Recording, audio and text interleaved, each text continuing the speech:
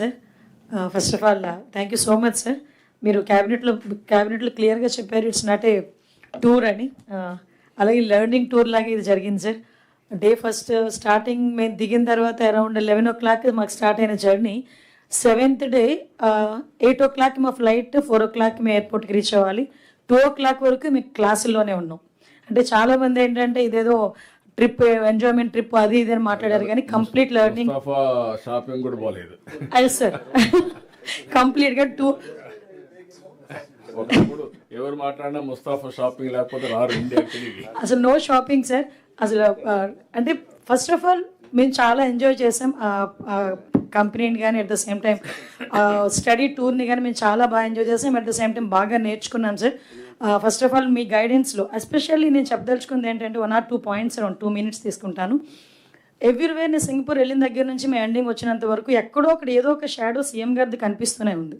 ఎందుకంటే పబ్లిక్లో వాళ్ళు 1960లో వాళ్ళకి ఇండిపెండెన్స్ వచ్చిన తర్వాత 60 yearsలో అసలు ల్యాండ్ ఒక్కటి తప్పించి ఇంకేమీ లేని వాళ్ళ దగ్గర, అది కూడా చాలా తక్కువ ల్యాండ్, రిసోర్సెస్ లేవు, ఫారెస్ట్ లేదు, వాటర్ లేదు, ఏమీ లేదు.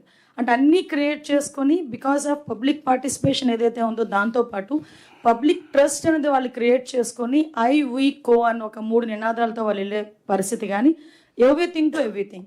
ఎస్పెషల్లీ నాకు సార్ వాళ్ళు సింగపూర్లో మేము జర్నీ చేసినంతసేపు కూడా 1996లో సార్ ఏదైతే జన్మభూమి కార్యక్రమం ప్రవేశపెట్టారో అట్ దట్ టైం సార్ 1996లోనే పబ్లిక్ పార్టిసిపేషన్ అన్నది ఇన్నోవేషన్స్లో కానీ, అదేవిధంగా ఇంప్లిమెంటేషన్స్లో కానీ, డెవలప్మెంట్లో కానీ పబ్లిక్ పార్టిసిపేషన్ ఎంత తీసుకొచ్చారో మనందరికీ తెలుసు. దాన్ని అగైన్ 2015లో మళ్ళీ జన్మభూమి మా ఊరు కార్యక్రమాన్ని ఏర్పాటు చేసుకొని అగైన్ దాన్ని మళ్ళీ అక్కడ మంచి తీసుకొచ్చి పబ్లిక్ పార్టిసిపేషన్ తీసుకురావడం. ఇందులోని నేను అబ్జర్వ్ చేసింది ఏంటంటే పబ్లిక్ పార్టిసిపేషన్తో పాటు వాళ్ళు పబ్లిక్ ట్రస్ట్ అన్నది వాళ్ళు ఎక్కువగా క్రియేట్ చేయగలిగారు. అందువలన వాళ్ళు మేజర్ వేలో వాళ్ళు సక్సెస్ అవ్వగలిగారు అన్నది మాకు కొంత అవగాహన ఏర్పడింది.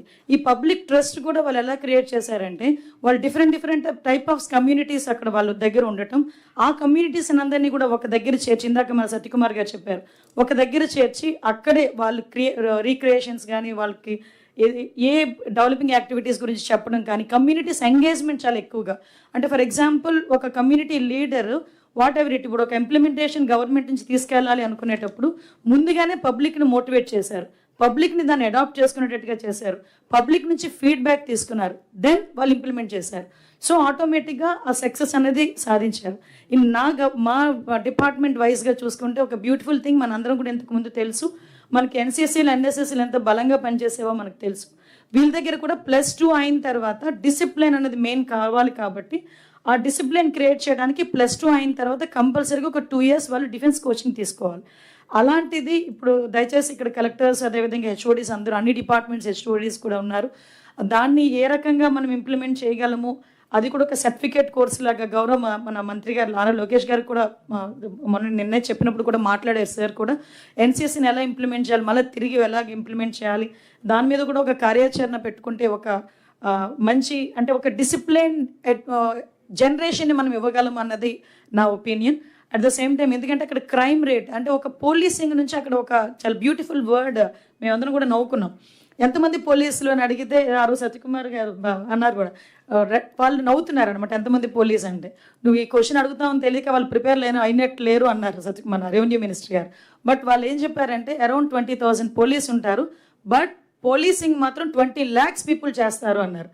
అంటే ఫ్రమ్ పోలీస్ టు పోలీసింగ్, అంటే పబ్లిక్ని కూడా వాళ్ళు పోలీసింగ్ సిస్టంలోకి ఎలా తీసుకొచ్చారు, ఎలా మోటివేట్ చేశారన్న దానికి వాళ్ళకి ఎగ్జాంపుల్గా ఒక వర్డ్ చెప్పారు.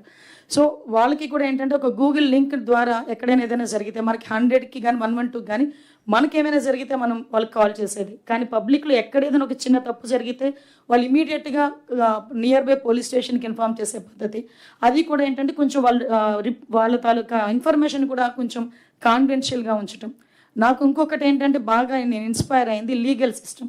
అంటే మన దగ్గర అప్పీలింగ్ అథారిటీ చాలా ఈజీగా ఉంటుంది, కానీ వాళ్ళ దగ్గర అప్పీలింగ్ అథారిటీకి వెళ్ళేటప్పుడు కంపల్సరీగా న్యూ ఎవిడెన్స్ని వాళ్ళు క్రియేట్ చేయగలిగితేనే అప్పీలింగ్ అన్నది ఉంటుంది, అదర్వైజ్ నో అప్పీల్. సో అది కనుక జరిగితే అలాంటిది ఏదైనా మనం ఏదైనా సెంట్రల్ గవర్నమెంట్కి కూడా మీ అందరి సహాయ సహకారాలతో ఒక నోట్ ప్రిపేర్ చేసుకొని మనం కనుక ముందుకు వెళ్ళగలిగితే చాలా కోర్టు కేసెస్ని మనం తొందరగా చేసుకోవచ్చు. అట్ ద సేమ్ టైం పబ్లిక్కి కూడా ట్రస్ట్ వస్తుందని ఒక నమ్మకం అయితే ఉంది. ఒకటి ఏంటంటే మేము చాలా గర్వపడుతున్నాం. గౌరవ ముఖ్యమంత్రి గారు ఆధ్వర్యంలో మేము పనిచేయటం, ఒక విజనరీ నాయకుడు ఆధ్వర్యంలో మేము పనిచేయటం, దట్టు సింగపూర్ వరకు వెళ్ళి ఏదైతే లెర్నింగ్ టూర్ ఉందో దాంట్లో ఉన్న ఇంప్లిమెంటేషన్స్ అన్నీ కూడా గౌరవ ముఖ్యమంత్రి గారి ఆధ్వర్యంలో మీ అందరితో చర్చించి 90 days ప్రోగ్రామ్. ఇక్కడ ఒక విషయం చెప్పాలి సార్, రోజంతా తిప్పేవారండి, రోజంతా క్లాసులు చెప్పేవారు, నెక్స్ట్ డే మార్నింగ్ తీసుకెళ్ళి ఎవాల్యుయేషన్ చెప్పేవారు సార్. దాన్ని మీరు ఏం నేర్చుకున్నారు రాసి చూపించండి మాకు అని. అది రాయటమే కాదు, ఒక పేస్ట్ చేసి దాని గురించి మేము ఎక్స్ప్లెయిన్ కూడా చేయాలి. సో 7 days కూడా ఇదే కార్యక్రమం జరిగింది. అంటే ఏదో తూతు మంత్రంగా వెళ్ళాము, ఏదో చూపించారు తీసుకొచ్చేసాము అనేది కాకుండా అక్కడ నేర్చుకునేది. ఇక్కడికి వచ్చిన వెంటనే సార్ ఏంటంటే కామన్ రిపోర్ట్ ఒకటి, ఇండివిజువల్ రిపోర్ట్ ఒకటి, ఈ రెండు కూడా మేము సబ్మిట్ చేయడం జరిగింది.